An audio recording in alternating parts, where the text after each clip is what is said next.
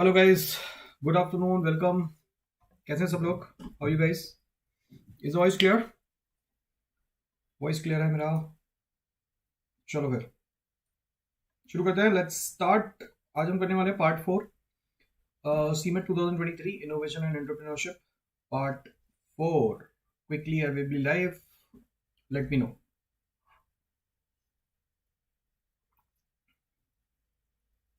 Hello Nisha, good afternoon, welcome.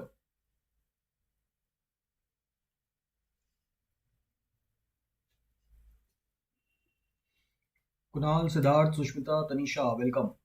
Good afternoon. Voice clear है ना मेरा? करें शुरू? चलिए फिर, तो फोर्थ पार्ट कर रहे हैं आज हम। आज हम काफ़ी सारी चीज़ें करने वाले हैं। आज मैं तुम्हें टैग लाइन पे बेस्ड क्विज भी कराऊंगा, तो वो भी करेंगे बिसाइड्स थ्योरी पार्ट। चलो फिर नोटिफिकेशन देख लेते हैं एक बार क्विकली, देन विल स्टार्ट। तो ये ऑफर चल रहा है एमएचसीटी का। हाँ जी बताऊंगा मैं भी, वो भी है, मैंने पीपीटी ऐड की हुई है, तो I discuss about it as well. तो एक बार नोटिफिकेशन देख लेते हैं। ये ऑफर चल रहा है इस 55% ऑफ तक ले सकते हो आप, क्योंकि उसके बाद फीस बढ़ जाएगा। 28 फरवरी से फीस बढ़ रहा है। कोड यूज़ करना है लोकेश अग्रवाल। तो जो भी आपके नोन है, फ्रेंड है, आप उनको बता सकते हो। 55% तक का ऑफ मिल रहा है अभी। ये सेम है, फीस काफ़ी बढ़ जाएगा इसके बाद। ये रिजल्ट्स है हमारे। ये नया बैच आ रहा है कैट 23 का, 28 फरवरी से शुरू हो रहा है। इसके बारे में बता सकते हो। ये 15 फरवरी को शुरू हुआ था बैच। ये मेरा बैच था जो 10 फरवरी को शुरू हुआ था। तो plenty of batches are there जो अभी भी शुरू हैं। और अगर आप एम एच सी टी के लिए आप सीरियस हो गए, क्योंकि नोटिफिकेशन आ चुका है, लगभग एक महीने का टाइम, एक महीने से भी कम का टाइम बचा है। मोस्ट प्रॉब्ली डिपेंड्स यार, देना चाहिए नहीं देना चाहिए, डिपेंड कर रहा है कि आप महाराष्ट्र से हो तो मैं सजेस्ट करूंगा देना, वरना रहने दो, कोई फायदा नहीं है। तो सीमेंट दे लो ढंग से। अगर आप महाराष्ट्र से नहीं हो, अगर आप महाराष्ट्र से हो तो डेफिनेटली देना चाहिए। हेलो ब्रिजेश, हेलो प्रतीक। तो एक महीने का नोटिफिकेशन, एक महीने का टाइम बचा है, तो अगर कोई इंटरेस्टेड है तो ज्वाइन कर सकता है ये वाला बैच। सीमेंट का भी क्रैश कोर्स चल रहा है, तो again if you are serious about CMAT you can join it. GDPI का बैच चल रहा है, और ये है हमारा प्लस और आइकॉनिक के फीचर, काफ़ी सारी चीज़ें हम दे रहे हैं। Hello Prince, good afternoon. अभी उठे हो क्या, सो गए? अभी उठे हो? गुड मॉर्निंग बोल रहे हैं। चलो सो लेट स्टार्ट आज का सेशन। ये देखो उड़ गया हवा में एंटरप्रेन्योर। हेलो शहबाज। तो गुड आफ्टरनून आर्यन। तो सीमेट 2023 ये तुम्हारा सुपरमैन बन गए। Hello Surabhi. Innovation and entrepreneurship में आज हम कर रहे हैं next part, fourth part. CMAT का हमें रजिस्ट्रेशन पता ही है, सीमेट का रजिस्ट्रेशन ऑलरेडी चालू था। कल एम एच सी टी का भी आ चुका है, सॉरी हाँ, सीमेट का तो ऑलरेडी चालू था। सीमेट का है 6 मार्च तक, तो इसको भर देना। ऑलरेडी 23 तारीख हो चुकी है आज, तो डू नॉट डिलेट फर्दर। और 28 का महीना है, तो उस हिसाब से सोच के फॉर्म भर देना, इसको वेट मत करो। ये सीमेंट का सिलेबस हम ऑलरेडी डिस्कस कर चुके हैं। इसमें हम ऑलरेडी इस पे चल रहे हैं काम हमारा, धीरे धीरे हम सारी चीज़ें कवर अप कर ही रहे हैं। आज हम ये वाला स्टेज भी पढ़ेंगे, इन कॉम्बिनेशन, प्री इंक्यूबेशन और इंक्यूबेशन स्टेज क्या होता है। It should be on time, it should be on time. तो इसमें से हम ऑलरेडी सोशल एंटरप्रेन्योरशिप ये सब पढ़ ही चुके हैं। Government scheme, funding, angel investor, VC fund, investment, idea generation, ये सब हमने कल पढ़ लिया था। Prototype development. तो अब देखो इसमें से कितना सारा चीज़ हम ऑलरेडी कवर कर चुके हैं, अगर आप समझ पा रहे हो। Commercialisation of innovation, startup, venture development, ये सब हम चीज़ें धीरे धीरे कवर अप करते हुए जा रहे हैं। तो ये है नोटिफिकेशन गाइस एमएचसीटी का। 4 मार्च तक इन्होंने बहुत ही कम डेट दिया है। जनरली ये होता है कि कम से कम 15 दिन का विंडो देते हैं। जो भी एग्जाम कंडक्ट कराते हैं इतने बड़े लेवल पे, कम से कम 15 दिन का विंडो देते हैं। लेकिन क्योंकि इनका पेपर का डेट इन्होंने पहले निकाल दिया था, which is 18th and 19th, तो उस वजह से अब ये फंस गए, और इनको जल्दबाजी में ये ख़त्म कराना पड़ रहा है। 23 फरवरी से 4 मार्च, सिर्फ 9 दिन का विंडो है ये, 9 to 10 डेज का विंडो। क्योंकि ये 28 फरवरी है, तो आप समझो कि 23 फरवरी से 28 फरवरी तक 6 दिन ये, और 1 मार्च से 4 मार्च 10 दिन का विंडो। नॉर्मली कम से कम 15 से 20 दिन का विंडो होता है जिसमें आप फॉर्म फिल कर सकते हो। लेकिन ठीक है यार, जिसको फॉर्म भरना है वो इसके 2 दिन में भी भर सकता है, जिसको नहीं भरना वो लास्ट डेट का ही वेट करेगा। तो चाहे ये इसको 14 भी कर देते तब भी लोगों को तो तभी भरना है, तो फर्क नहीं पड़ने वाला था। तो इन्होंने सही किया है, कम दिन का विंडो देके इन्होंने बोला कि जिसको जो सीरियस है वो भरो। 23 फरवरी से 28 फरवरी, 5-6 दिन, और ये 4 दिन, 10 दिन का विंडो है। तो 10 दिन के अंदर फॉर्म भरने हैं सबको। और paper I think almost now expected है कि उसी लाइन पे होगा, क्योंकि मैं पहले बोल रहा था कि कम से कम 20 दिन का तो विंडो देंगे, लेकिन अब इन्होंने 10 दिन का विंडो दिया है, तो पेपर एक्सपेक्टेड है कि उसी लाइन पे होगा। बस फीस भरनी है। फीस भरनी है मतलब और क्या करना होता है? Online registration and confirmation of application from a website. तो इसमें कुछ डिटेल्स भी तो मांग रहे होंगे, डिटेल्स भी तो भरनी है। मार्कशीट वगैरह नहीं मांग रहे कुछ भी? मार्कशीट तो आई थिंक इनको चाहिए नहीं होती। चाहे आप बस ग्रेजुएशन ग्रेजुएशन की चाहिए होगी, पास वास की, और इनको कुछ चाहिए नहीं होता। वर्क एक्स इनको कुछ नहीं चाहिए होता है। अच्छा, मतलब भर दिया है। हाँ तो भर दो इसको। चलो शुरू करें। तो ये जो लोग MHCT दे रहे हैं उनके लिए डेट आ चुकी है। Gym has close there admission. हाँ तो डिपेंड कर रहा है, जब सीमेट का फॉर्म होगा ना तब उसके बेसिस पे they will take certain seats. अगर उनका उनको लगेगा कि सीमेट के बेसिस पे भी जिन लोगों ने फॉर्म भरा है या टिक किया है, उसके लिए तब दोबारा ओपन हो जाएगा सीमेट के आसपास। होना चाहिए यार आर्यन, होना चाहिए। एक बार उनसे डिस्कस या मेल कर दो उनको कि ये क्यों है। जिम होगा वापस सीमेट के टाइम पे दोबारा ओपन हो जाता है। तो चलो शुरू करते हैं। ये कल हमने क्वेश्चन पढ़ लिया था। First development bank was IDBI, ये वाला क्वेश्चन हम कर चुके थे। और मैंने इसमें आपको बोला था कि ये जो दो टर्म है SFC एंड IFCI, इनके बारे में मैं बताऊंगा और यहीं से कंटिन्यू करेंगे। तो let's start with terms SFC and IFCI। तो IFCI पता है किसी को क्या होता है? Anyone? What is IFCI stands for? अगर मैं ऑप्शन दे रहा हूं तो मैं बता सकते हो? IFCI स्टैंड फॉर, ये क्वेश्चन आया हुआ है। ये क्वेश्चन आया हुआ है। IFC स्टैंड्स फॉर क्या है? IFCI इसमें से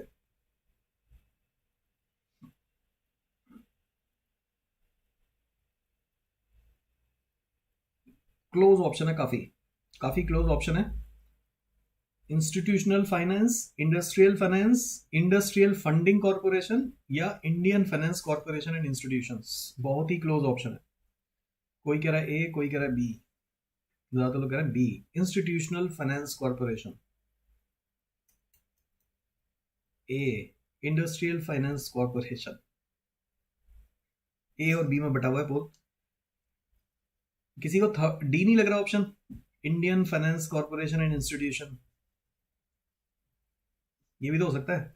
Indian finance corporation and institution. देखते हैं आंसर क्या है। आंसर क्या है देखते हैं। The industrial finance corporation of India, मतलब आंसर है ए। आंसर है A guys, it's not B. Answer है A. Industrial finance corporation of India is a government owned non banking financial company in India. Non banking है ये। तो जो IDBI है वो बैंकिंग है, जो IDBI है वो बैंकिंग है ना? ये बैंक है, लेकिन ये बैंक नहीं है। ये इंडस्ट्रियल फाइनेंस कॉर्पोरेशन है, सिर्फ फाइनेंस प्रोवाइड करती है। जो बाकी चीजें होती है ना कि आप बैंक में जाके पैसा भी जमा कर सकते हो, ये वो काम नहीं करती। आप यहाँ पे पैसा नहीं जमा कर सकते, आप पैसा नहीं विड्रॉ कर सकते। जिस इंडस्ट्री आएंगी इनके पास, इंडस्ट्री को अगर फाइनेंस चाहिए तो उसको लोन देंगे। ये सिर्फ उतना काम करती है, बैंकिंग वाली नहीं है, नॉन बैंकिंग। समझ में आ रहा है difference?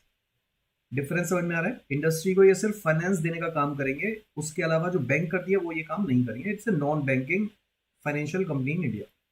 It was the first development financial institution of the country founded in 1948 to provide medium and long term credit to Indian business। तो ये सिर्फ क्रेडिट देते हैं मीडियम एंड लॉन्ग टर्म के लिए। its objective is to support industrial growth and economic development in the country। तो difference हमें समझ में आ गया कि IFCI क्या काम करती है और IDBI क्या काम करती है। IDBI बैंक है जो इंडस्ट्री को डेवलप भी करती है और उसके अलावा और भी काम करती है, लेकिन ये सिर्फ इंडस्ट्री को लोन प्रोवाइड करती है मीडियम एंड लॉन्ग टर्म के लिए। तो एक और टर्म थी हमारी एसएफसी। एसएफसी को सुन के क्या लग रहा है? What is SFC? एसएफसी हो गया guys state finance corporation, state financial institution. पढ़ते हैं एसएफसी के बारे में, स्टेट फाइनेंशियल कॉर्पोरेशन एसएफसी। तो बेसिकली आईएफसीआई तो क्या हो गई? आईएफसीआई तो हो गई एक तरह से सेंट्रल लेवल पे, है ना, सेंट्रल बॉडी हो गई है। और एसएफसी क्या हो गई? ये हो गई state body, state financial corporation. State financial corporation were established in India 1951 under the state financial corporation act 1951 to provide long term finance to small and medium scale industry in the respective states. States की बात हो रही है। ये ऐसा नहीं है कि आप यूपी में बिजनेस करते हो और आप एसएफसी जो एमपी में है उससे लोन लेने चले जाओगे, नहीं। तो जो एसएफसी एमपी में है वो एमपी वालों को लोन प्रोवाइड करेगी, जो यूपी में है वो यूपी वालों को लोन प्रोवाइड करेगी। लेकिन जो आईएफसीआई है उसमें आप कहीं से भी लोन ले सकते हो। IFCI is a central body. तो आईएफसीआई भी वही काम करती है बट नेशनल लेवल पे करती है, ये स्टेट लेवल पे करती है। तो that is a major difference.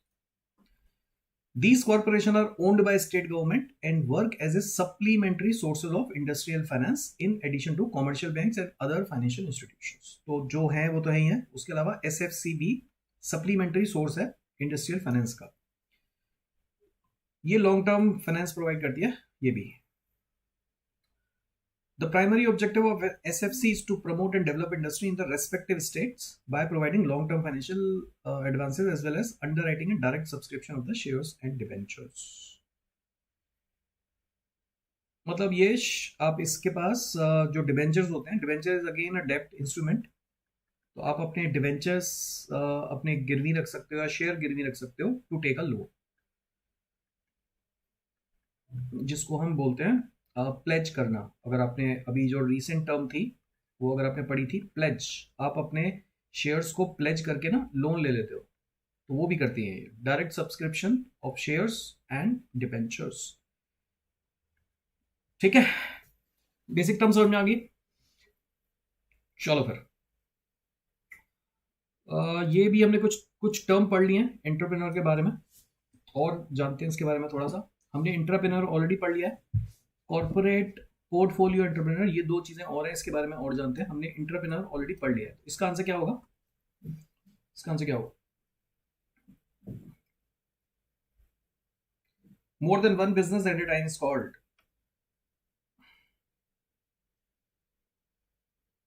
नाम से ही पता चल रहा है, आई थिंक। क्या बात कर रहे हो निशा? नाम से नहीं पता चल रहा? नाम से ही पता चल रहा है भाई।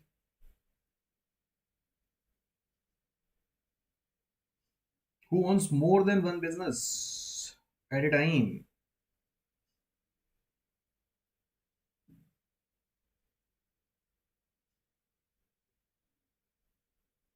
पोर्टफोलियो एंटरप्रेन्योर है। पोर्टफोलियो क्या होता है? पोर्टफोलियो में एक से ज्यादा शेयर होते हैं ना, पोर्टफोलियो बना लेते हो।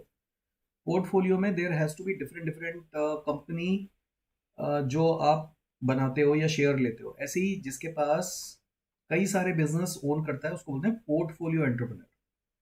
अब ये जो आप देखते हो इतने सारे ये जो वो हैं, ये थोड़े थोड़े बिजनेस में अपना पैसा लगाते रहते हैं, ये इन्वेस्टर हो गए। और जिसके पास कई सारे खुद के अपने बिजनेस होते हैं वो पोर्टफोलियो एंटरप्रेन्योर हो जाते हैं, पोर्टफोलियो बना लेते हैं एक बिजनेस से। होता क्या है, इसका फायदा क्या होता है? इसका फायदा ये होता है कि हो सकता है यार एक बिजनेस मेरा रिस्की हो या एक बिजनेस से लॉस हो रहा हो, तो यहाँ से हो सकता है दूसरे बिजनेस से मेरे को प्रॉफिट हो जाए, यहाँ का प्रॉफिट मैं यहाँ से कंपनसेट कर सकता हूँ, राइट। तो पोर्टफोलियो के होने से हमारा जो रिस्क है वो बेसिकली एडजस्ट हो जाता है, डाइवर्ट हो जाता है, डिवाइड हो जाता है बेसिकली यू कैन से। कहीं का प्रॉफिट आप दूसरे बिजनेस में डाल सकते हो, है ना, कहीं पे कैपिटल चाहिए हम यहाँ से निकाल के यहाँ पे डाल सकते हो। तो और पढ़ते हैं इसके बारे में। अच्छा, उससे पहले आपको ये पता होना चाहिए कि ये जो टर्म है और ये जो टर्म है गाइस वो एक ही टर्म है। जो इंट्राप्रेन्योर होता है और जो कॉर्पोरेट एंटरप्रेन्योर होता है, this is one of the same term. तो अगर आपसे कभी क्वेश्चन आ जाए intrapreneur is called, this is called a corporate entrepreneur, ये दोनों एक ही टर्म है। कॉर्पोरेट एंटरप्रेन्योर और intrapreneur is one of the same thing. इसका आंसर सी है। लेकिन कॉर्पोरेट एंटरप्रेन्योर जो होता है, A corporate entrepreneur who known as an intrapreneur is an individual within a larger company who takes on the role of the entrepreneur by developing new product, service and process within the company. ये हम already पढ़ चुके हैं. तो अगर कहीं पे आपसे ये टर्म आ जाए कॉर्पोरेट एंटरप्रेन्योर, तो आपको पता होना चाहिए कि corporate entrepreneur is nothing, it is an entrepreneur. तो अगर आपको एंटरप्रेन्योर ऑलरेडी पता है, then you should know the corporate entrepreneur as. अलग टर्म नहीं है ये. These individuals use their entrepreneurial mindset and skill to identify new business opportunity and develop innovation solution to problem within the company. तो ये तो हम पढ़ ही चुके हैं ऑलरेडी. ये सब तो हम पढ़ ही चुके हैं कि एंटरप्रेन्योर क्या करता है. तो उसी के बारे में बोल रहे हैं कि कॉर्पोरेट जो एंटरप्रेन्योर होता है वो एंटरप्रेन्योर ही होता है. Should just know the term. और जो पोर्टफोलियो एंटरप्रेन्योर होता है वो क्या होता है?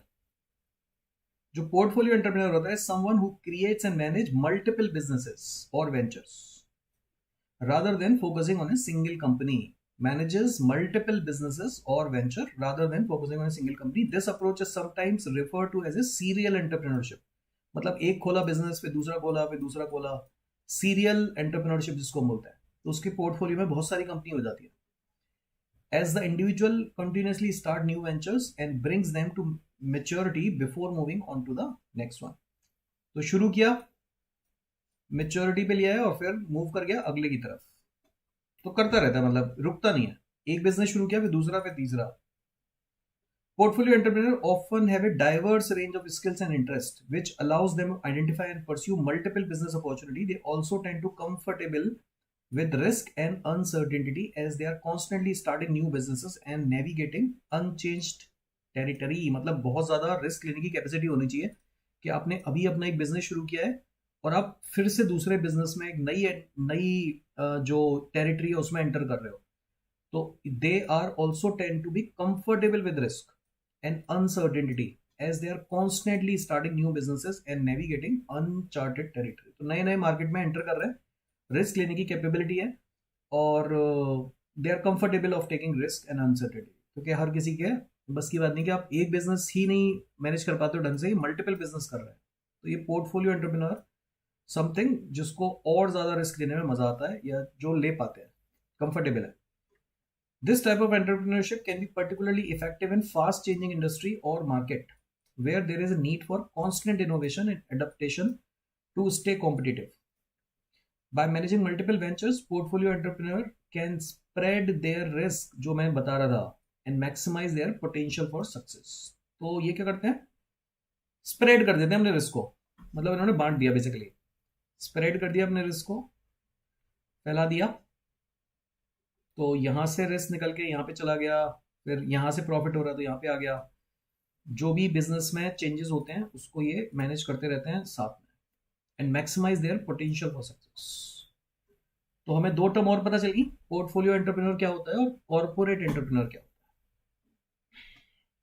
Got it? चलिए फिर नेक्स्ट हम आती है प्रोडक्ट लाइफ साइकिल या पीएलसी जिसको बोलते हैं गाइस. चलो आंसर ही बता दिया मैंने. This is very important. क्या आंसर है इसका? मैंने आंसर बता ही दिया वैसे तो. Product life cycle, PLC stand for product life cycle. This is very important. इस पे बेस कई सारे क्वेश्चन बनते हैं, सारे क्वेश्चन करेंगे हम. PLC stand for product life cycle. Product कैसे कैसे फेज से गुजरता है, इसके स्टेजेस क्या होते हैं, वो आपको पता होना चाहिए और उस पर बेस कई सारे क्वेश्चन बन जाते हैं एमसीक्यू में. तो ये है guys product life cycle. Product life cycle के ये सारे स्टेजेस हैं. सबसे पहले जो भी होता है, डेवलपमेंट हो रहा है प्रोडक्ट का, शुरुआत में रिसर्च हुआ, टेस्ट मार्केटिंग हुई, सब कुछ हो गया. ये प्रोडक्ट हो गया बन के तैयार, यहाँ पे हो गया रेडी प्रोडक्ट. उससे पहले भी बहुत सारी स्टेजेस होती हैं जो हम ऑलरेडी पढ़ चुके हैं. उससे पहले भी हम पढ़ चुके हैं ना कल, कि प्रोडक्ट कैसे तैयार होता है. आइडिएशन होता है, फिर कंसेप्ट डेवलप होता है, फिर टेस्ट मार्केटिंग होती है. ये हमने कल पढ़ लिया था सारा. फिर कॉमर्शियलाइजेशन पे आता है. तो अब ये प्रोडक्ट बेसिकली कॉमर्शियलाइजेशन के लिए तैयार है, वहां से शुरू हो रही है इसकी साइकिल. प्रोडक्ट कॉमर्शियलाइजेशन के लिए तैयार है, वहां से इसकी साइकिल शुरू हो रही है. इंट्रोडक्शन से इसकी साइकिल शुरू हो रही है. बिल्कुल. तो इंट्रोडक्शन हुआ, ग्रोइंग कस्टमर बेस था, ब्रांड बिल्डिंग करी, प्राइसिंग एंड डिस्ट्रीब्यूशन पे खेले, है ना. वहां से शुरू किया प्रोडक्ट. प्रोडक्ट ने फिर धीरे धीरे ग्रोथ लेना शुरू किया। अगली स्टेज आती है ग्रोथ स्टेज। इंट्रोडक्शन के बाद उसमें हुई ग्रोथ। यहाँ पे उसने गेन करना शुरू किया प्रॉफिट। यहाँ पे तो पैसा इन्वेस्ट कर रहे हो आप खूब सारा, तो धीरे धीरे आपने ब्रांड बिल्डिंग की, पैसा इन्फ्यूज किया, डिस्ट्रीब्यूशन पे खेले, प्राइसिंग पे खेले, ग्रोइंग कस्टमर अवेयरनेस फैलाई यहाँ पे। तो धीरे धीरे प्रोडक्ट ग्रो होना शुरू हो जाता है। ये उसकी ग्रोथ स्टेज है। यहाँ पे उसको प्रॉफिट में गेन होना शुरू हुआ। फिर ग्रोइंग डिमांड फॉर प्रोडक्ट, क्योंकि आपने ब्रांड बना लिया ऑलरेडी, तो अब लोग आपके ब्रांड को जानने लग गए। यहाँ पे आपकी ग्रोथ होनी शुरू हो गई और आपका फिर कॉम्पिटिटर भी आपको रिकॉग्नाइज करने लग गया कि हाँ भैया कोई प्रोडक्ट मार्केट में आया है। बिल्कुल वही है, इकोनॉमिक्स में जो पढ़ा था वही है ये, कोई नई चीज थोड़ी ना है। जो भी आप पढ़ रहे हो बिजनेस से रिलेटेड चीजें या इसमें ये सारी मार्केटिंग और इको कॉमर्स उन्हीं से तो रिलेटेड है, अलग चीज थोड़ी ना है। मार्केटिंग में पढ़ा था बिल्कुल, तो मार्केटिंग में इकोनॉमिक्स में ये सब वही चीज है। बीसीजी मैट्रिक्स वगैरह आपने सब लोगों ने पढ़ी होगी, मार्केटिंग के 4 P's, ये सब वही चल रहा है। तो product life cycle is very important guys. ये यू शुड नो कि क्या क्या स्टेजेस होती हैं, क्या क्या किस किस स्टेज में क्या क्या होता है। तो यहाँ पे कॉम्पिटिटर ने उसको रिकॉग्नाइज करना शुरू कर दिया कि हाँ भैया नया प्रोडक्ट मार्केट में आ गया है, ग्रोथ दिखनी शुरू हो गई उसकी। फिर आ गया प्रोडक्ट मेच्योरिटी पे। यहाँ पे उसकी हो गई, एक एक टाइम ऐसा आता है जब प्रोडक्ट की ग्रोथ रुक जाती है, मेच्योर हो गया वो, मतलब this is the highest peak आ गया, सेल्स का पीक आ गया। उसके बाद प्रोडक्ट धीरे धीरे धीरे धीरे लोग, देखो नया नया प्रोडक्ट आते जाएंगे, कंपटीशन बढ़ता जाएगा, और आप उसमें अगर चेंजेस नहीं करोगे तो फिर वो डिक्लाइन होना शुरू हो जाता है लास्ट में। तो यहाँ पे आके उसकी ग्रोथ रुक जाती है, पीक पे आ जाती है सेल्स, मार्केट हो जाता है सेचुरेट।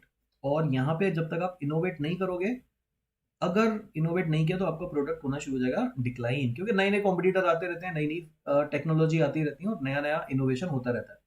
तो अगर आपने प्रोडक्ट में इनोवेशन नहीं किया then product will start declining. तो ये जो स्टेजेस आपको दिख रही हैं ये है introduction, growth, maturity and decline. These are the 4 stages of product life cycle. तो अगर आपसे कोई बोलेगा कि प्रोडक्ट लाइफ साइकिल की स्टेजेस कौन कौन सी है, नाउ शुड नो। इंट्रोड्यूस किया, ग्रोथ हुआ, मेच्योरिटी पे आया और फिर हुआ डिक्लाइन। और इसको हम ह्यूमन लाइफ साइकिल से जोड़ के भी देखते हैं। ह्यूमन लाइफ में भी तो यही होता है, पहले हम धीरे धीरे बड़े होते हैं, फिर मिच्योर होते हैं एक जगह, फिर हमारी जो एज है वो डिटेरिएट होनी शुरू हो जाती है। तो ग्रोथ हुआ, डेवलप हुआ प्रोडक्ट, हम मार्केट में आए नए नए। मार्केट में मतलब क्या, मार्केट में थोड़ी ना है, मतलब लाइफ में आए, संसार में आए, और उसके बाद धीरे धीरे फिर हमारी एज डाउनग्रेड होना शुरू हो गया। तो इसको लिंक किया है इसको लिंक किया है ह्यूमन लाइफ को प्रोडक्ट लाइफ साइकिल के साथ।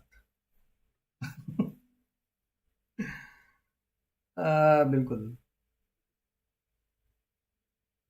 विच of the following is not a characteristics of market introduction stage in PLC.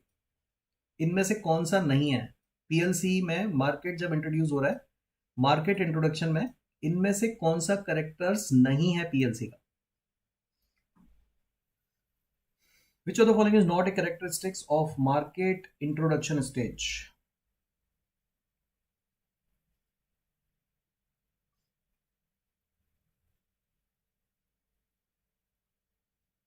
अच्छा क्वेश्चन है, लेकिन इजी है, मुश्किल तो नहीं है।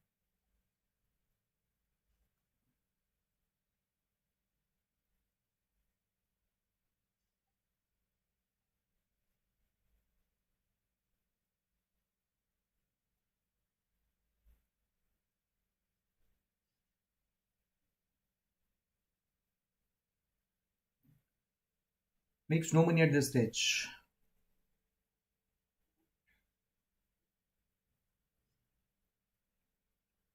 This is the wrong answer, guys. This is the wrong answer.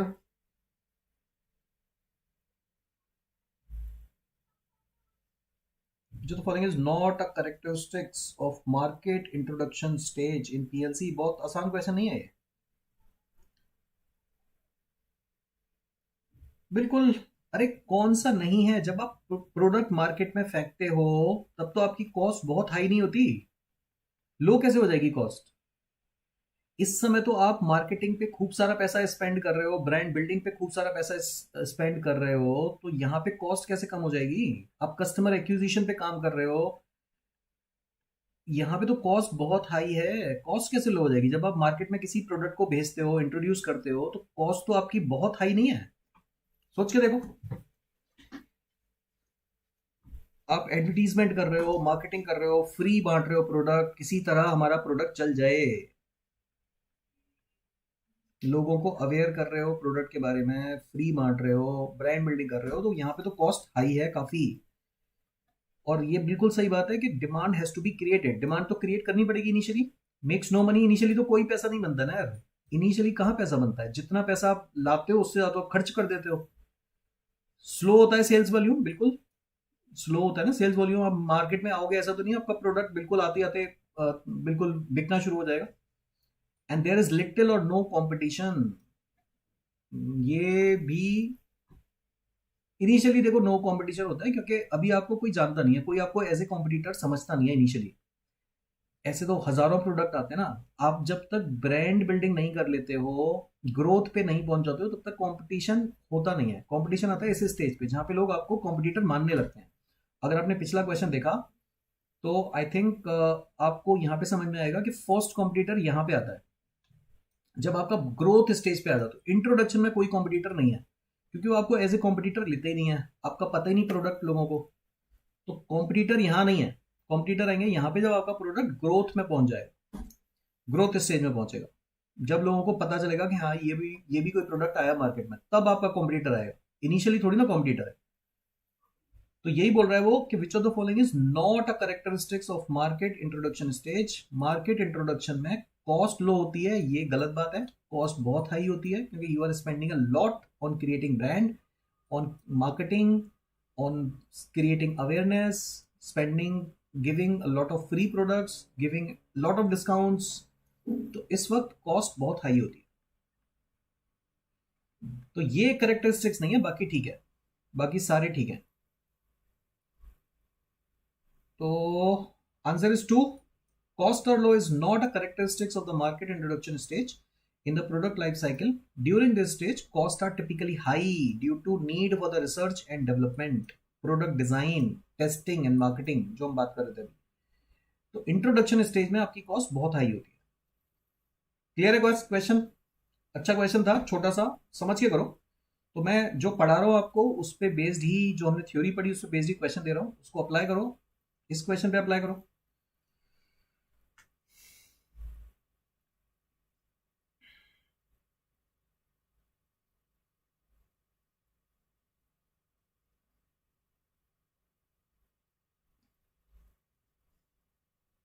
ये तो सिंपल है, ये तो सिंपल है।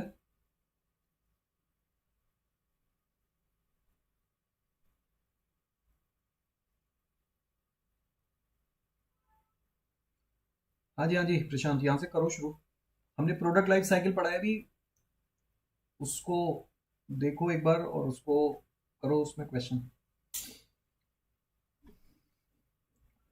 बिल्कुल सही, सही आंसर। प्रोडक्ट लाइफ साइकिल में क्या मुश्किल होता है? प्रोडक्ट लाइफ साइकिल में मुश्किल होता है मार्जिन क्रिएट करना। हमने अभी भी पढ़ा था कि मार्जिन नहीं बनते यार, कॉस्ट बहुत हाई होती है। जितना पैसा आ रहा है वो सारा रिसर्च में, मार्केटिंग में, प्रोडक्ट डेवलपमेंट करने में चला जाता है। तो हम नए प्रोडक्ट डेवलप भी कर सकते हैं, प्रोडक्ट डेवलप कर सकते हैं, टेस्टिंग हो सकती है, लेकिन मार्जिन नहीं आते हैं इस स्टेज पे। तो सबसे मुश्किल है मार्जिन क्रिएट करना। One of the challenges presented by product life cycle is margin. तो मार्जिन तो है ही नहीं। We can not charge premium, we have to sell at a discount. तो यहाँ पे मार्जिन नहीं बचता है क्योंकि आप अवेयरनेस क्रिएट कर रहे हो, रिसर्च कर रहे हो, नए नए इनोवेशन कर रहे हो। Answer is margin. As the product moves through its life cycle, it faces the challenges of maintaining profitability as cost increase and sales growth slows down. आपके वीडियोस, हाँ जी हाँ जी, काफ़ी हैं, काफ़ी बना दी मैंने ऑलरेडी। चौथा वीडियो चल रहा है आज, तो ये देखो अभी काफ़ी कुछ नहीं होता, और पढ़ना और करेंगे मार्च में। तो अभी 4 वीडियो आए हैं, और भी आएंगे। तो मैं बहुत डिटेल में पढ़ा रहा हूँ, आप पिछले 4 वीडियो देखो, मज़ा आएगा। The margin that the company can earn on each unit sold can decrease as competition increase and the product becomes more of a commodity. Therefore, managing margin is an important consideration throughout the product life cycle. So this is the challenge. Margin is the challenge क्योंकि profitability को maintain करना और cost बढ़ जाती है, sales growth कम हो जाती है धीरे धीरे। ये बताओ, किसने बोला ये चीज कि product life cycle is very much similar to human life cycle? इनमें से किसने बोला? इनके बारे में पता होना चाहिए उन्होंने क्या क्या बोला है। ये सारे फेमस रिनाउंड मार्केटिंग ईयर है ये। These are the market expert, marketing expert, all of them. सिर्फ सबने फिलिप कोटलर का नाम सुना हुआ है। इसका आंसर क्या है? नीलसन। तुक्के मार रहे हो तुम ऐसे। ये तुक्के मारो, किसी को कुछ नहीं पता। कभी सुने भी हैं, ये पहली बार देख रहे हो ऐसे तुक्के? 3 4 5, ये देखो 4। फिलिप कोटलर, किसी को कुछ नहीं पता। नाम चाहे हमने पहली बार सुने हो, तुक्के मारने में क्या जाता है। Neil Borden, Philip Kotler, Nielsen. Philip Kotler सुना हुआ है, बस मैं वही बोल रहा हूँ, और किसी ने कुछ नहीं सुना।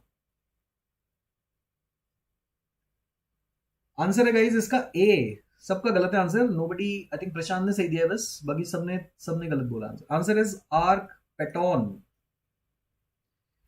आर्क पेटोन ने बोला था ये अपनी उसमें। हाँ जी हाँ जी, मैं वही बोल रहा हूँ, तो वही मैं बता रहा हूँ। आंसर है आर्क पेटोन। एग्जाम में भी तुक्का ही लगाएंगे ऐसा है तो बिल्कुल, इसीलिए इसीलिए मैं सारे एक्सपर्ट ने क्या क्या कहा है ये मैं इसके बारे में बता दे रहा हूँ। ये अच्छा क्वेश्चन था। Arc pattern, the life cycle of a product has many points of similarity with the human life cycle. The product is born, grown, lustily, attains dynamic maturity and then enters its declining year. इन्होंने इसको compare किया था किसके साथ? Human life cycle के साथ। जैसा human life cycle में होता है ऐसा ही प्रोडक्ट लाइफ साइकिल में भी होता है। तो मैं तुम्हें इन लोगों के बारे में बता रहा हूँ कि इन्होंने क्या क्या बोला था, तो ये आपको थोड़ा बहुत पता चल जाएगा कि अगर इस पे बेस कोई क्वेश्चन आ रहा है तो you should be able to answer that as well. तो Stanton, Neil Borden, Philip Kotler और नीलसन ने भी कुछ कुछ चीजें रिलेट करी हैं प्रोडक्ट के बारे में, तो I am telling you about these as well.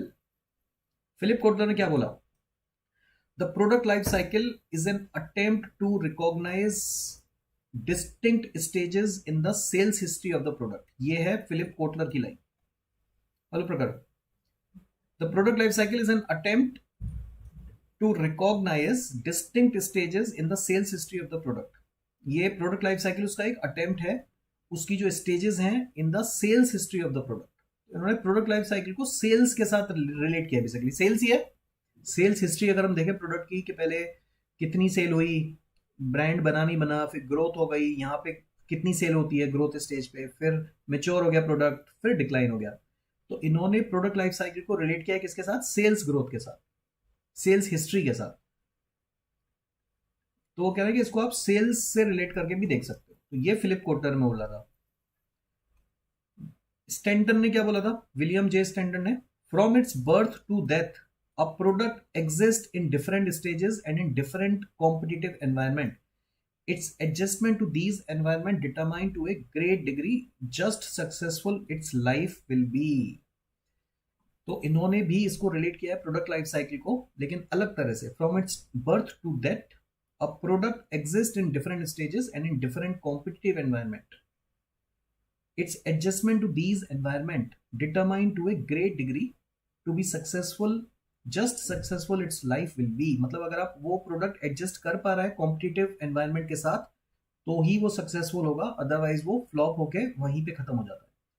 तो अगर आप उस प्रोडक्ट में इनोवेशन नहीं करोगे, कॉम्पिटिटिव एनवायरनमेंट में अपने प्रोडक्ट को बेटर नहीं बनाओगे, इट विल बी फेल। अगर आप प्रोडक्ट को सक्सेसफुल होना है, that has to be adjustable to these environment. Competitive environment की बात कर रहे हैं। ये बात बोली है किसने?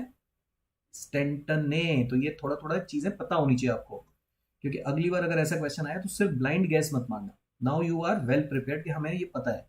तो स्टैंटन ने क्या बोला, फिलिप कोटलर ने क्या बोला, बॉर्डन ने क्या बोला था? बॉर्डन ने एक थ्योरी दी थी जिसको बोलते हैं मार्केटिंग मिक्स थ्योरी। 1964 में उन्होंने आर्टिकल निकाला था, was that marketing manager was a mixture. Marketing manager के बारे में उन्होंने चीज बोली थी। The major point of Borden's article was that the marketing manager was a mixture of ingredient of following a recipe. Marketing manager को उन्होंने recipe के साथ लिंक कर दिया। The ingredient are the elements of the marketing mix, the individual form marketing mix is its recipe. तो basically ये question आ सकता है कि मार्केटिंग मिक्स का जो कंसेप्ट है वो किसने दिया? मार्केटिंग मिक्स का जो कंसेप्ट है वो दिया था बॉर्डन ने। इस तरह के क्वेश्चन जो थोड़े मुश्किल है, ये आपको पता होना चाहिए थोड़ा बहुत। क्लिक करेगा अगर कभी आया ऐसा क्वेश्चन, तो बिल्कुल ब्लैंक जाओगे तो तुक्का ही मारोगे, लेकिन अगर पढ़ा होगा थोड़ा बहुत तो क्लिक करेगा थोड़ा सा। और चौथे थे Nielsen.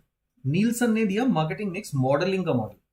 Modelling, marketing mix modelling enables customer to assess the impact of their investment, understand what is working and optimize marketing budgets accordingly. It provides answer to critical marketing question using industry leading performance model for data coverage and granularity, so you can current and future marketing decision with confidence. तो इन्होंने दिया customer के हिसाब से। इन्होंने customer के हिसाब से बोला है कि मार्केटिंग मिक्स में जो कस्टमर होता है, ये बेसिकली अपने इन्वेस्टमेंट जितना पैसा लगा रहे हैं वो काम कर रहा है नहीं कर रहा, और ऑप्टिमाइज मार्केटिंग बजट्स अकॉर्डिंगली। तो ये इन्होंने कस्टमर के हिसाब से बोला। तो ये थोड़ा थोड़ा याद कर लो, मतलब काम आ जाएगा कभी।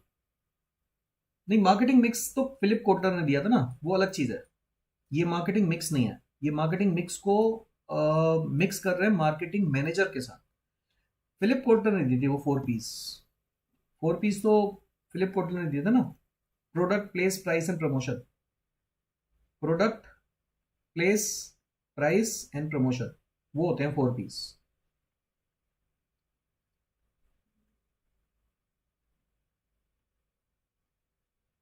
फिर 7 पीस भी आ गए लेटर ऑन, तो वो अलग है, ये सारी चीजें अलग है। चलो, ये तो इंडिविजुअल क्वेश्चन है ऐसे ही। ये तो आसान क्वेश्चन है, इसका आंसर क्या होगा?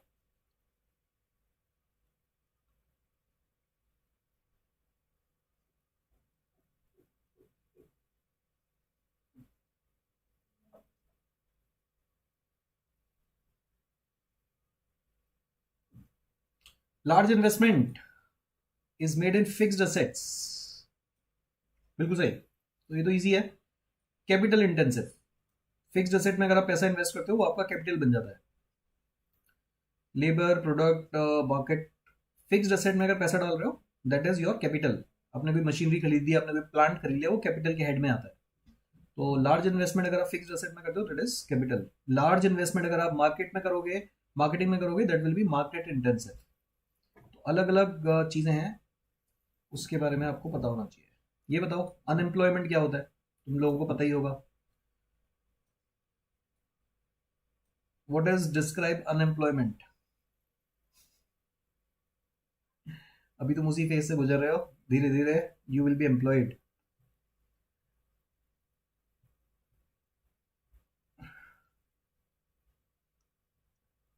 बी,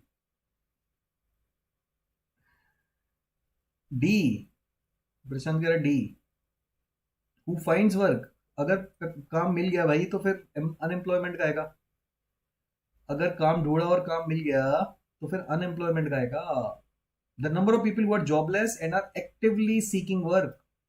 तो जॉबलेस हैं और ढूंढ रहे हैं, उसी को बोलते हैं ना अनएम्प्लॉयमेंट। हाँ जी, हाँ जी। तो the number of people actively seeking work who finds work, तो ये नहीं है। जॉबलेस हैं और ढूंढ रहे हैं काम, उस केस में उनको बोलते हैं unemployed, unemployment.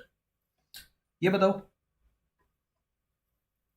New small scale industry are exempted from the payment of income tax under the section 80J is called. किस बेसिस पे उनको टैक्स एजम्पशन मिला है, उसको क्या बोलते हैं? रिहेबिलेशन है, इन्वेस्टमेंट अलाउंस है, डेवलपमेंट रिबेट है, टैक्स हॉलीडे है? इन्वेस्टमेंट अलाउंस है। तो कई मारोगे तो मुझे लग रहा है बहुत सारे क्वेश्चन है ना, तुम बिना सोचे आंसर करोगे वहां पे भी। मैंने बार बार बोला था, उस दिन भी समझा रहा हूँ, ये जीके नहीं है गाइस, ये थोड़ा दिमाग लगा के आंसर करना। This is not GK. ये वाला जो टॉपिक है this is different from GK. तो आप जीके में मतलब यू कैन नॉट थिंक ना, आता है तो आता है, नहीं आता तो नहीं आता। जीके में you can not think, but इस टॉपिक में you can think. Innovation and entrepreneurship में आप सोच सकते हो, तो सोच के आंसर मार्क करना, टाइम लेके आंसर मार्क करना। ऐसा नहीं कि आपको नहीं भी आता होगा तब भी आप नाम देख के आंसर कर सकते हो, लेकिन ऐसे जल्दबाजी में आंसर करोगे तो नहीं आएगा। दोनों गलत है आंसर, अभी तक दोनों गलत है answer guys. A and B both are wrong. A and B both are wrong, answer is tax holiday. अरे दिख रहा है यार नाम, क्या कर रहे हो तुम, क्या कर रहे हो तुम लोग, समझ ही नहीं रहे हो, क्वेश्चन ही नहीं पढ़ रहे हो। मैं बार बार बोल रहा हूं, अगर आप क्वेश्चन ध्यान से पढ़ लोगे तो ही आंसर कर दोगे। साफ साफ लिखा हुआ है उसने, साफ साफ लिखा हुआ है, exempted from the payment of income taxes what, new small scale industry are exempted from the payment of income tax. Tax नहीं दिया, एग्जेम्प्ट कर दिया कुछ टाइम के लिए, उसको बोलते हैं टैक्स हॉलीडे। टैक्स की छुट्टी, छुट्टी होती है ना हॉलीडे का मतलब, तो वही करा इन्होंने, एग्जेम्प्ट कर दिया, छुट्टी दे दी टैक्स से। तो आप, मैं इसलिए तो बोल रहा हूं, आप ये जो क्वेश्चन आंसर करोगे ये सोच के आंसर करना। ऐसे बहुत सारे क्वेश्चन होंगे जो आपको नहीं आते होंगे, लेकिन अगर आप सोच के करोगे तो आंसर कर सकते हो।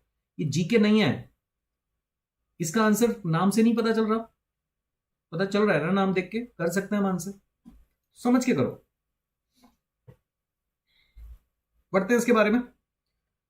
Section 80J refers to a tax incentive provided to companies for setting up new industrial undertakings in certain backward areas of the country. Not everywhere, certain backward area. तो जो 80J सेक्शन है वो backward area के बारे में बात करते हैं, वहां पे आपको टैक्स हॉलीडे या टैक्स इंसेंटिव दे दिया जा रहा है। This provision of income tax 1961 allows for a deduction from the taxable income of a company for a period of 5 years. कुछ दिन की छुट्टी दे दी, टैक्स एग्जेम्प्ट कर दिया 5 साल के लिए, starting from the year in which the company start its manufacturing operation in the backward area. The objective of this provision is to promote industrial development and employment generation in economical backward areas, backward region of India. तो ये अब आपको पता चलना चाहिए कि 80G कहां पे यूज होगा, बैकवर्ड एरियाज में। अगर आप बैकवर्ड एरिया में कोई अपना बिजनेस रन कर रहे हो तो 5 साल का पीरियड के लिए आपको टैक्स एग्जेम्प्ट कर दिया जाता है, टैक्स से छुट्टी दे दी जाती है, तो उसको हम बोल रहे हैं, नाम दे दिया उन्होंने tax holiday, exemption from the tax. Clear? अब ये भी पढ़ी थी, भूल गई, चलो कोई बात नहीं, अब याद आ जाएगा। ये वाला बताओ, ये तुम यूज करते हो grey market, what is grey market?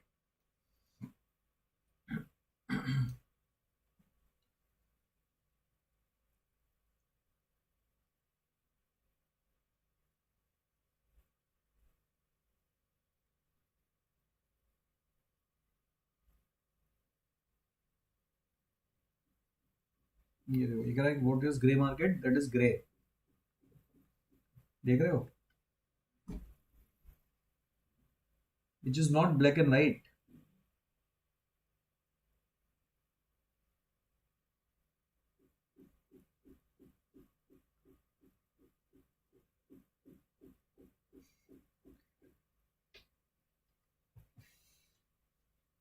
नाम नहीं सुना ये ग्रे मार्केट कभी? ग्रे मार्केट में फोन मिलते हैं, अगर अगर वहां पे जाओगे, कोई दिल्ली में अगर रहता है, दिल्ली में अगर आपको मोबाइल फोन लेना है तो आप गफार मार्केट चले जा सकते हो। Ghaffar market is what, that is called grey market, grey market. तो क्या होता क्या है ग्रे मार्केट, बहुत सारे शूज अगर आपको लेने हैं, ब्रांडेड शूज, मूवी टिकट्स लेनी है, मूवी टिकट का तो पता नहीं, बट अगर आपको ब्रांडेड शूज लेने होते हैं, महंगे महंगे शूज आते हैं, वो भी आप ग्रे मार्केट से परचेज कर सकते हो। जैकेट्स मिलती है, बहुत सारी चीजें मिलती है। चोर बाजार नहीं बोलते, इलीगल कुछ नहीं होता वहां पे ना, ये चल रहा है बिजनेस, तो ये इलीगल कुछ नहीं है, लेकिन मतलब बेसिकली ये ना इलीगल और लीगल के बीच में जो मार्केट होता है ना, ये लीगल भी नहीं है, ये इलीगल भी नहीं है, ये लीगल भी नहीं है, ये इलीगल भी नहीं है। चोर बाजार होता तो फिर तो रेट बढ़ के बंद हो जाता ना ये बाजार, 3 दिन पहले ही गया था। हाँ, तो मैं वही बोल रहा हूँ, ये लीगल और इलीगल के बीच में जो मार्केट होता है, ब्लैक एंड व्हाइट के बीच में, ना तो गलत है ना सही है, इसीलिए हम इसको नाम दे रहे हैं क्या, grey market. Grey areas, grey areas कौन से होते हैं, नाम सुना है ग्रे एरियाज? ग्रे एरियाज जिनके बारे में आप कोई सर्टेन राय नहीं बना सकते, they are grey area, there are certain grey areas, सुना होगा ना एक पॉइंट, जिसके बारे में हम बोल नहीं सकते गलत है या सही है, तो वही वहीं से टर्म आई है ग्रे मार्केट। तो जिन्होंने ये टर्म सुनी है, I think they can relate it. तो प्रोडक्ट जेन्युइन होते हैं, प्रोडक्ट जेन्युइन होते हैं, लेकिन वो चैनल जो होता है ना वो ऑथराइज नहीं होता, जो चैनल होता है वो ऑथोराइज नहीं होता है। तो ऐसा नहीं है कि प्रोडक्ट नकली है। The trade of commodity which is recognized as the counterfeit product, no, product genuine मिलेंगे आपको, बढ़िया प्रोडक्ट मिलेंगे, मोबाइल फोन असली मिलेगा।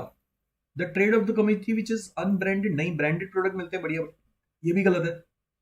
The trade of commodity for which the country of origin is not mention, ये भी मेंशन होगा उस प्रोडक्ट पे, ये भी गलत है। लेकिन जो चैनल होगा, the trade of commodity through distribution channel not authorize by the manufacturer, तो ये बाईपास हो जाता है बेसिकली। तो मैन्युफैक्चरर ने डिसाइड किया कि मैं पहले बेचूंगा अपने डीलर को, डीलर बेचेगा होलसेलर को, होलसेलर बेचेगा रिटेलर को, रिटेलर बेचेगा कस्टमर को, है ना। लेकिन ये जो चैनल होता है वहां से क्या होते हैं, जैसे यहां से कुछ फोन निकल के मैन्युफैक्चरर के गोडाउन से कुछ फोन निकल के डीलर और होलसेलर के पास ना जाके इन लोगों के पास पहुंच जाते हैं जो इस तरह का काम करते हैं। ग्रे मार्केट में पहुंच जाती है कुछ चीजें, तो वहां पे ऑब्वियसली सस्ती मिलेंगी। पहले आप इतने लोग प्रॉफिट खा रहे हैं, अब ये सीधा यहाँ पे पहुंच गया मैन्युफैक्चरर से, या इन्होंने कॉपी बना ली, फर्स्ट कॉपी जिसको हम बोलते हैं। तो वहां पे ये प्रोडक्ट सेल होते हैं, ब्रांडेड प्रोडक्ट होंगे, नाम भी होगा, सब कुछ होगा, लेकिन ये इन सब से बच के डायरेक्ट कस्टमर को दे देते हैं ये। तो इस वजह से वारंटी गारंटी की वो नहीं होती थोड़ी, मतलब गारंटी के मतलब प्रोडक्ट की जेन्युइनिटी, वारंटी है या नहीं है, उसकी कोई श्योरिटी नहीं होती। तो sometime they provide bill, sometime they do not provide bill, तो ये इन बिटवीन है बेसिकली।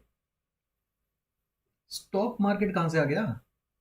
स्टॉक मार्केट कहां से रिलेट कर पा रहे हो उसको यार, तुम क्वेश्चन ही नहीं समझ पा रहे हो। What is stock market? Product की बात हो रही है यहाँ पे कि भैया प्रोडक्ट जो होता है वो कभी कभी मैन्युफैक्चरर से निकल के उस चैनल के थ्रू ना जाके बीच में ही ग्रे मार्केट में पहुंच जाता है, जहां पे वो क्या कहते हैं, स्टॉक मार्केट में भी होता है कभी कभी जब आईपीओ लिस्ट होता है, जब आईपीओ लिस्ट होता है तो उसको ग्रे मार्केट में उसकी वैल्यू चल रही होती है। सही बोल रहे हो, ये भी कभी कभी जब आईपीओ नया प्रोडक्ट लॉन्च होता है ना, इसकी वैल्यू ग्रे मार्केट में डिटरमाइन हो रही होती है। हाँ जी, हाँ जी, बिल्कुल। तो ग्रे मार्केट में इसकी वैल्यू भी डिटरमाइन हो रही होती है कि हाँ जी, हाँ जी, प्रीमियम कितना है, डिस्काउंट पे चल रहा है नहीं चल रहा, इसके बारे में भी डिस्कशन होता है ग्रे मार्केट में। तो term grey market guys, term grey market come from the idea of A market that operates in A grey area. ये देखो जो मैं बोल रहा था अभी, between the legal and illegal rather than being fully black और व्हाइट। तो वही लिखा हुआ है जो मैंने बताया आपको कि ग्रे मार्केट लीगल और इलीगल के बीच में जो मार्केट होता है उसको बोलते हैं grey market. It refers to the sale of goods through channels that are not authorized by the manufacturer or trademark owner but are also not necessarily illegal। तो illegal नहीं है, illegal कुछ नहीं है, बट उनका जो चैनल है वो सही नहीं है।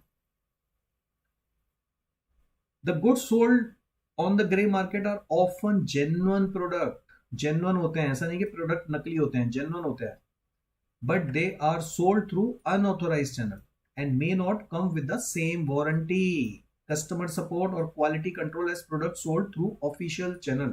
तो जो वहां पे आपको गारंटी वारंटी मिलती है वो यहां नहीं मिलती। So the term gray is used to describe the uncertain or ambiguous nature of the market which is not complete black or white। तो बहुत ही क्लियर है नाम से, और मैं आपको बार बार यही समझा रहा हूं कि आप क्वेश्चन को पढ़ना ध्यान से, टर्म समझना and then answer. There will be many question जो आपको नहीं आते होंगे लेकिन आप पढ़ के ही आंसर कर दोगे, मैं बार बार ये बोल रहा हूं, तो समझ के आंसर करना। क्लियर है पॉइंट? ग्रे मार्केट याद रहेगा, ग्रे मार्केट याद रहेगा, ये लिंक कर सकते हो आराम से कहीं पर भी। ये बताओ एलओबी,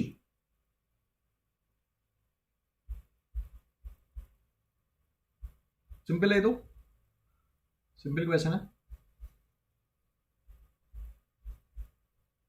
आया हुआ क्वेश्चन है ये। LOB stands for,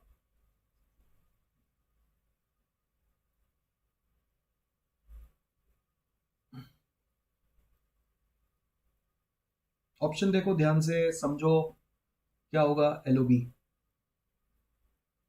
loss of business, C, काफी लोग सी बोल रहे हैं।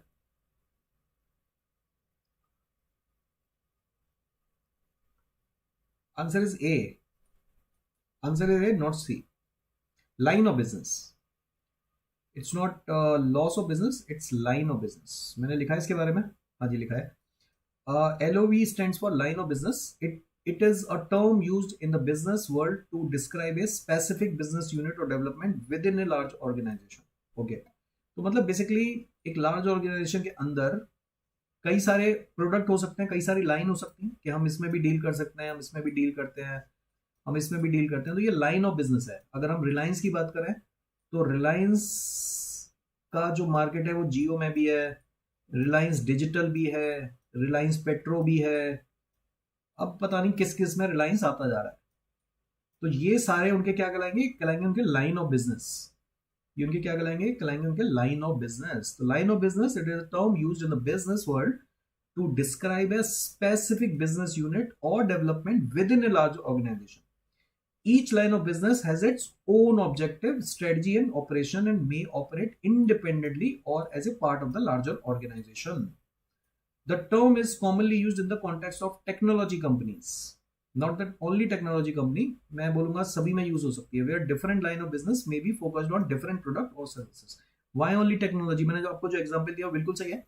तो जहां पर भी एक बड़ी कंपनी होती है जिसके बहुत सारे बिजनेस हैं, वो वहां पर हम जितने भी बिजनेस चल रहे हैं उनको सबको लाइन ऑफ बिजनेस बोल सकते हैं। तो correct answer is line of business. तो आई एम श्योर इस एग्जांपल से आपको समझ में आ गया होगा लाइन ऑफ बिजनेस क्या है। तो कोई भी बड़ी कंपनी, हाँ कॉन्ग्लोमरेट इंडस्ट्री बोल सकते हो, अदरवाइज इंडस्ट्री की बात नहीं हो रही है। बेसिकली यहाँ पे एक ही पर्टिकुलर बिजनेस यूनिट की बात हो रही है, एक पर्टिकुलर बिजनेस जिसके बहुत सारे बिजनेस है। Getting it? तो ये जो कहलाएगा टर्म वो कहलाएगा लाइन ऑफ बिजनेस। अगर बजाज है, बजाज जैसे अब फाइनेंस में भी आ गया, बजाज फाइनेंस, बजाज ऑटो, है ना, आदित्य बिरला कैपिटल है, आदित्य बिरला कैपिटल कपड़ों में भी आ गया, हजारों जगह आ गया, होटल्स हैं। तो ये जो अलग अलग लाइन ऑफ बिजनेस है ये हम बोल सकते हैं कि भैया बड़ी इंडस्ट्री या बड़ी कंपनी के डिफरेंट डिफरेंट बिजनेस है। आईटीसी है, आईटीसी का जो ताज होटल है, जो होटल्स इंडस्ट्री है, ताज होटल, ये जितने भी हैं इनके, ये सारे आईटीसी ब्रांड के हैं। आपको सिर्फ सिगरेट पता है आईटीसी का, लेकिन सिर्फ सिगरेट नहीं है, ये हजारों ब्रांड है इनके, हजारों लाइन ऑफ बिजनेस है। तो जो बड़ी बिजनेस एंटिटी है जो डिफरेंट डिफरेंट मार्केट में काम करती है उसको कहलाएंगे हम line of business. Tata group है, बिल्कुल टाटा बिरला ये सब है ही, अंबानी। नाउ नेक्स्ट क्वेश्चन आता है प्री इंक्यूबेशन स्टेज। ये हमने जो शुरू में देखा था प्री इंक्यूबेशन एंड पोस्ट। अच्छा अभी 245 पे एक और क्लास है, पता है आप लोगों को ना? 245 पे एक और क्लास है मेरी, 245 पे हम क्वांट का प्रैक्टिस करेंगे, mixed quant practice for CMAT and MHCT. तो ये भी अटेंड कर लेना, ऐप पे है, अनअकैडमी ऐप पे, ये देख लेना, मैं इसका लिंक भेज दिया है ग्रुप पे। ये वाला बताओ, प्री इंक्यूबेशन, ये टर्म आई हुई है guys, pre incubation and incubation stage क्या होती है ये आपको पता होना चाहिए। प्री इंक्यूबेशन स्टेज क्या होती है? Pre incubation stage is the initial phase of the startup process where an individual और a team evaluate their business idea. मतलब अभी प्रोडक्ट बेसिकली डेवलप हो रहा है, बिजनेस आइडिया पे काम चल रहा है, conduct research and testing and prepares to enter in the market. तो जो इनिशियल स्टेज होती है जब तक प्रोडक्ट आया नहीं है, उससे पहले का जो स्टेज होता है उसको हम बोलते हैं pre incubation stage. During this stage the entrepreneur work on developing a detailed business plan, identifying potential customer and market opportunity and building prototype or proof of concept. This is the stage where the startup is the ideation phase and it's not yet ready for the commercialization. तो commercialize करने से पहले की जो stage होती है उसको बोलते हैं प्री इंक्यूबेशन स्टेज। जब आइडिया जनरेशन पे आया, शुरू की बात है बिल्कुल, आइडिएशन को और क्या नाम दे सकते हैं उस स्टेज को? उस स्टेज को हम बोलते हैं, शुरू वाली स्टेज को, प्री इंक्यूबेशन स्टेज। फिर आती है इंक्यूबेशन स्टेज। इंक्यूबेशन स्टेज क्या होती है? Incubation stage follows the pre-incubation stage and refers to the period when a startup is established and its business idea is tested in the market.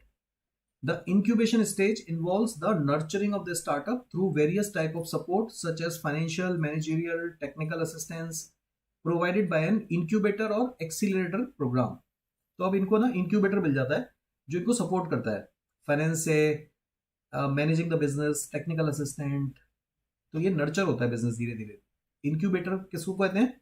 Incubator होता है जो इस स्टेज पे businessman की help करता है, एंटरप्रेन्योर की हेल्प करता है, उसको बोलते हैं इंक्यूबेटर और accelerator program. This stage provides startup with access to resources, networks, and mentorship, allowing them to grow and scale their business. The goal of the incubation stage is to help the startup reach a stage of self-sufficiency and become a viable and sustainable business. तो दो चीजें, incubation और pre incubation और incubation, इस पे base भी question बन जाते हैं। पता होना चाहिए आपको होती क्या है। तो प्री इंक्यूबेशन हो गई शुरू वाली स्टेज, जब प्रोडक्ट आया नहीं है मार्केट में, और यहां पे आ गया कि प्रोडक्ट मार्केट में आ गया है, स्टार्टअप एस्टेब्लिश्ड हो गया है, business idea is tested in the market, तब आती है हमारी इंक्यूबेशन स्टेज। ठीक है, उसके बाद की स्टेज है ये सारी, ये भी पढ़ सकते हो आप, ये हमने ऑलरेडी वैसे पढ़ लिए हैं, मैंने फिर भी लिख दिए हैं कि क्या क्या स्टेजेस होती हैं किसी भी प्रोडक्ट को डेवलप में। सीड होती है, सीड फंडिंग जिसे हम कहते हैं, फिर early stage, growth stage, expansion stage, maturity stage, ये सब हम पढ़ चुके हैं ऑलरेडी, राइट। तो ये सब आपको पता होनी चाहिए, मतलब पढ़ लेना इसको एक बार, इसको एक बार गो थ्रू कर लेना स्लाइड को, इसमें कुछ नया नहीं है, हम पढ़ ही चुके हैं सारी। Okay, so now you have a test of tagline. हमने आज की थ्योरी पढ़ लिया, अब आपका टेस्ट हो रहा है टैगलाइन का। ये क्वेश्चन आए हुए हैं डायरेक्ट गाइस, लास्ट ईयर भी आए थे, मैच द फॉलोइंग में आते हैं ये क्वेश्चन। तो आज की हमने जो थ्योरी पढ़ी है उसको हम टेस्ट कर रहे हैं दोबारा टैगलाइन टेस्ट के साथ। किस किस को याद है ये आते हैं मैच द फॉलोइंग के फॉर्म में।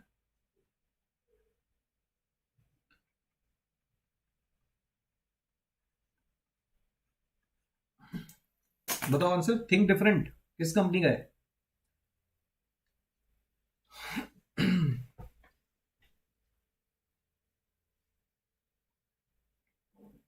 गूगल मत करो, गूगल मत करो, अपने आप बताओ, गूगल से बता रहा है ये।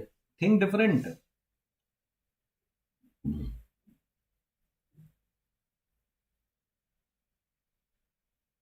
सब गूगल वाले।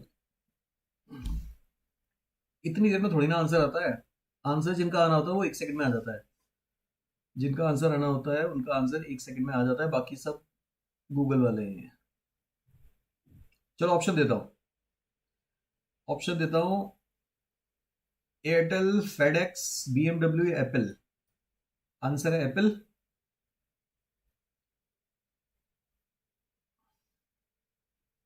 बाजू में ही बॉक्स पड़ा था, अच्छा। चलो ये बताओ एयरटेल का क्या है? एयरटेल का क्या है? मैं तुम्हें सिर्फ इतना क्वेश्चन देके नहीं छोड़ूंगा, मैं तुम्हें एक क्वेश्चन नहीं करा रहा हूं, मैं तुम्हें 4 क्वेश्चन करा रहा हूं, मैं 4 क्वेश्चन कराता हूं, एक ही क्वेश्चन नहीं करा रहा हूं। तो थिंक डिफरेंट पता चल गया एप्पल का है, एयरटेल का क्या है, फेडेक्स का क्या है, बीएमडब्ल्यू का क्या है?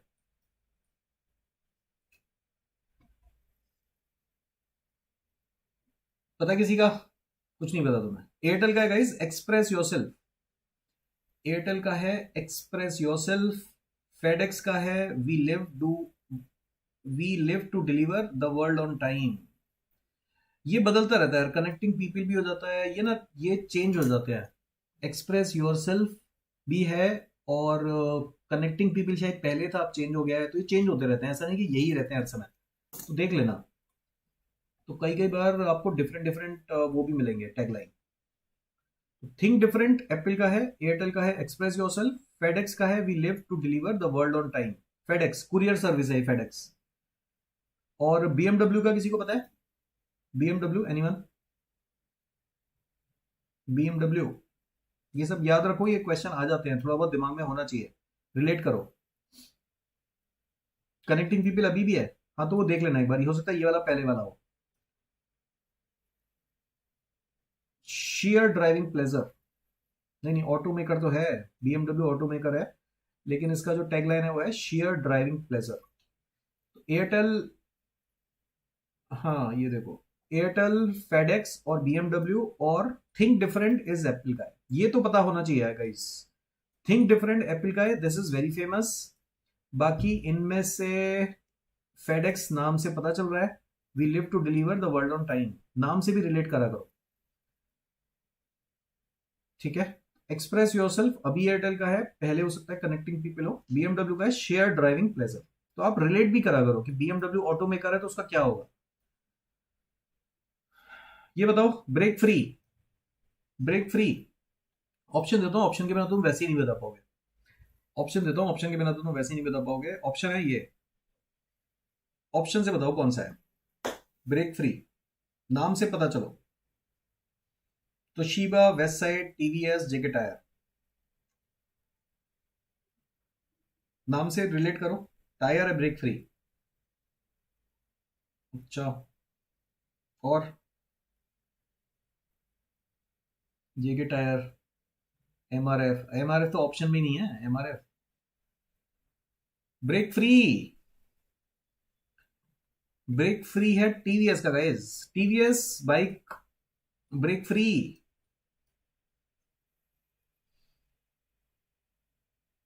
नया प्रोडक्ट है ब्रेक फ्री। इन्होंने नया स्कूटी वगैरह निकाला होगा जिसका प्रोडक्ट होगा ब्रेक फ्री। तोशिबा का है लीडिंग इनोवेशन। तोशिबा का है leading innovation guys. Waste side का है फर्स्ट प्राइस राइट प्राइस। और जेके टायर का है टोटल कंट्रोल। ये इंपॉर्टेंट है। ये देखो, मैं जो सर्कल लगा रहा हूं, जैसे मैंने पिछली बार एप्पल बताया था, इन चारों में से जो इंपॉर्टेंट है वो है जेके टायर। ये आपको पता होना चाहिए, टोटल कंट्रोल। तो जेके टायर का नाम देख के ही आपको अंदाजा लग जाएगा कि क्या होगा इसका tagline. JK tyre is total control. Break free TVS, Toshiba leading innovation, ये टीवी वगैरह बनाते हैं। वेस्ट साइड का फर्स्ट प्राइस राइट प्राइस। ये बताओ, which of the following is the tagline of the company Hyundai automaker. ये तो बता दो, ये तो बता दो। Hyundai का तो पता होगा, मैंने ऑप्शन भी दिया है। क्या लग रहा है नाम सुन के?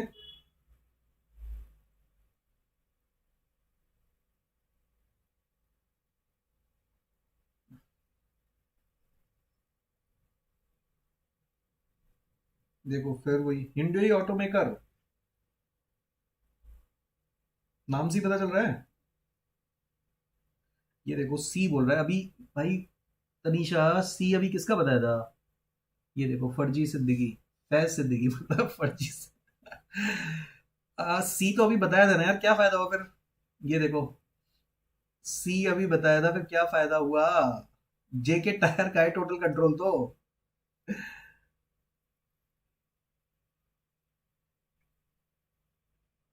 इसके दो आंसर ठीक है गाइस। इसके दो आंसर ठीक है। इसके दो आंसर ठीक है। आंसर है drive your way and new thinking, new new possibility. ये ओल्ड है, न्यू है। ये ओल्ड है ड्राइव योर वे, ये न्यू है। ये चार ही ऑप्शन थे, नया मैंने डाला है। ये मत बोलना दो आंसर कैसे आएंगे। दो आंसर नहीं आएंगे, मैंने डाला extra so that I can tell you both. तो drive your way and new thinking new possibility, इस क्वेश्चन में दोनों ठीक है। तो ये नया है, ये पुराना है ड्राइव योर वे हुंडई का। टोटल कंट्रोल जेके टायर का आपको ऑलरेडी पता है। ये पता है डिस्कवर अ पैशन किसका है? डिस्कवर अ पैशन, ये बताओ किसकी है tagline? Discover a passion.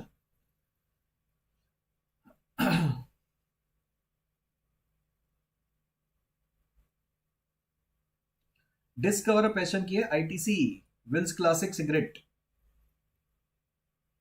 Discover a passion. और वन रिवोल्यूशन अहेड है Goodyear tyre market, tyre maker का। One revolution ahead is Goodyear tyre. इतना याद रख लोगे? इतने याद रख लोगे? अरे वो पैशन नहीं है, ये डिस्कवर। ये देखो, ये देख रहे हो हालत, बजाज पल्सर। डिस्कवर पैशन वो अलग है बाइक। आप कोई प्रोडक्ट के हिसाब से थोड़ी ना टैग लाइन निकालते हो अलग अलग।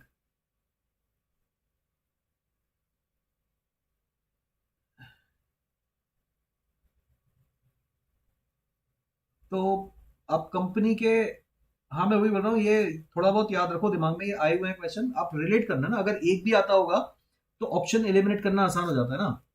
अगर मान ले उसने चार दे दिए, अगर उसने चार दे दिए और मैच द फॉलोइंग आ गए, अगर तुम्हें एक आध भी आता होगा तो आंसर एलिमिनेट करना इजी हो जाएगा ना। समझ रहे हो? तो उस तरह से करो। अब ये बैंकिंग है, customize banking innovation is the tagline of which company? Customized banking innovation. तो अब इतना समझ में आ रहा है कि बैंकिंग से रिलेटेड ऑप्शन होंगे, राइट।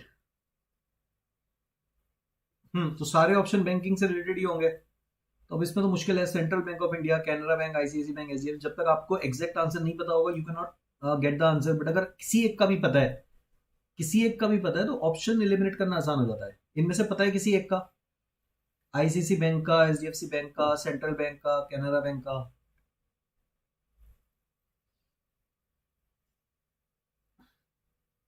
डी नहीं है, customize banking innovation. Customize banking innovation, customize banking innovation, देखो नाम से समझा करो।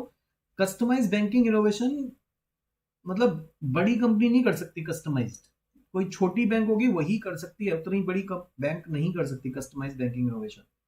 आंसर है इसका central Bank of India. Answer है सेंट्रल बैंक। सब बता दो, सब बता दो एक एक करके। आंसर है Central Bank of India. Canara bank का है together we can. Together we can, B नहीं है।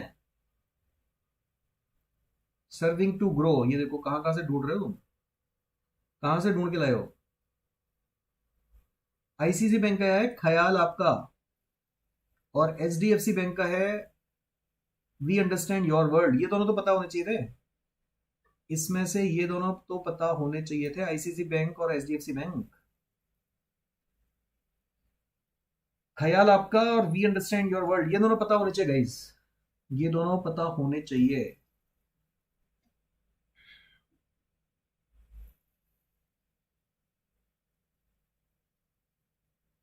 Keep discovering.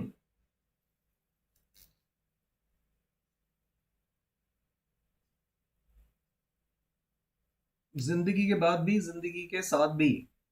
नहीं, ये किसका है? जिंदगी के बाद भी, जिंदगी के साथ भी, एलआईसी के तो है ये उसका है ये।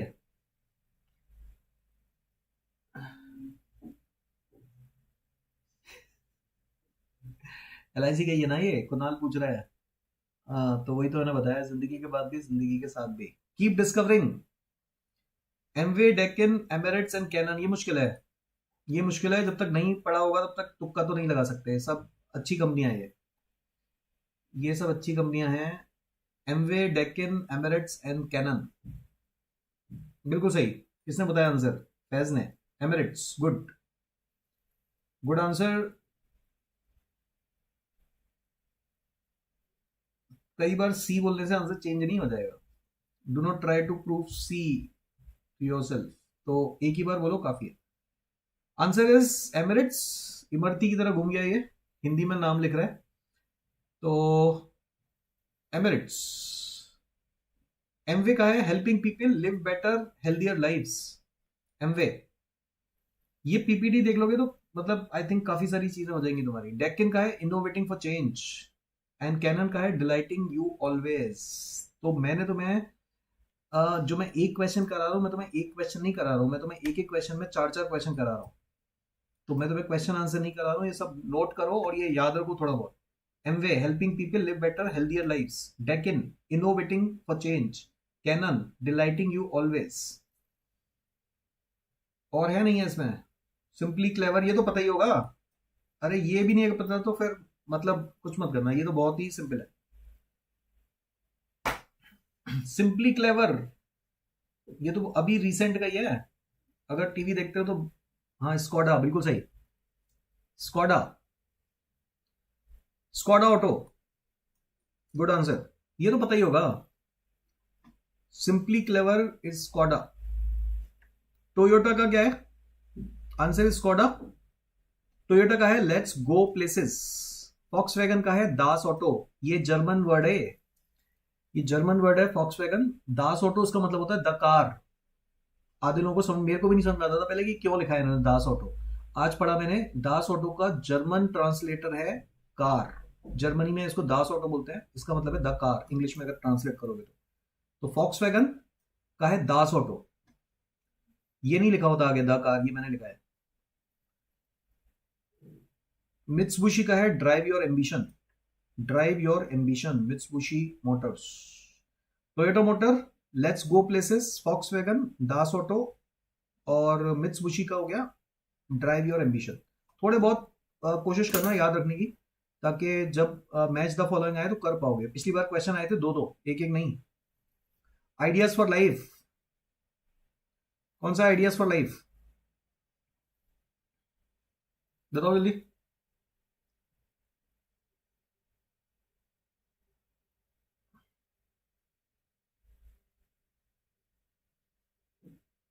नहीं पता। पैनासोनिक। नहीं नहीं, बी नहीं है, ideas for life is Panasonic, बिल्कुल सही है। Panasonic is the correct answer. Samsung का है टुगेदर फॉर टुमारो। फिलिप्स का है इनोवेशन। इसका तो ये नहीं था इनोवेशन, फिलिप्स का तो था ना इनोवेशन करके कुछ था ना। ये वाला एक बार चेक करना फिलिप्स का। फिलिप्स का तो इनोवेशन करके कुछ था, इनोवेशन किसी और का है क्या? इनोवेशन इनोवेशन इनोवेशन मैंने भी पढ़ा था पीछे, मुझे क्यों याद आ रहा है। इनोवेशन फॉर चेंज किसका था? अच्छा, इनोवेशन फॉर चेंज इसका है, डेक्कन का। मुझे क्यों याद आ रहा है फिलिप्स का था। इनोवेशन एंड यू, हाँ यही था ना कुछ इनोवेशन करके। तो फिलिप्स का आई थिंक, फिलिप्स का तो यही है innovation and you. Together we make life better, तो ये भी एक बार देख लेना। Innovation and you I think ठीक लग रहा है, ये पुराना हो सकता है। मेक बिलीव, ये है सोनी का। ये पता नहीं चेंज होते रहते हैं टाइम टू टाइम ना, टाइम टू टाइम ये चेंज होते रहते हैं, तो हो सकता है पुराना हो। हाँ मैं वही बोल रहा हूँ, ये हो सकता है पुराना हो नया इनो, मुझे भी वही याद आ रहा है इनोवेशन एंड यू। मुझे भी वही याद आ रहा है। हम्म। गलत है तुम्हारा, ये देख रहे हो हालत। आशुतोष गुप्ता ये नए नए आए हैं। Together we make life better.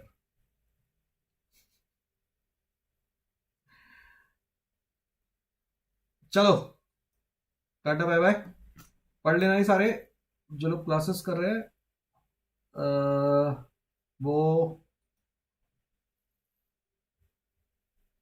Check कर लेंगे। और करेंगे इसमें चीजें। Bye bye. ये सब एक बार पढ़ लेना, फिर मिलते हैं 2:45 पे मिलते हैं, क्लास हमारी।